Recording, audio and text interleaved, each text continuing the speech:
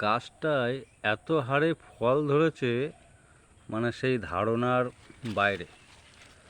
প্রতিটা ডোগায় ডোগায়, প্রতিটা ডালে ডালে, কোনো অংশে মোটামুটি বাদ নেই। আর ব্যাপক ফলন হয় এই গাছে। চারিদিকে গাছের ওপর থেকে নিয়ে নিচ পর্যন্ত টোটালটাই ধরে রয়েছে পেয়ারা। দেখুন কত পরিমাণে পেয়ারা ধরেছে। প্রচুর। এখনও ঠিক মতন পাকেনি।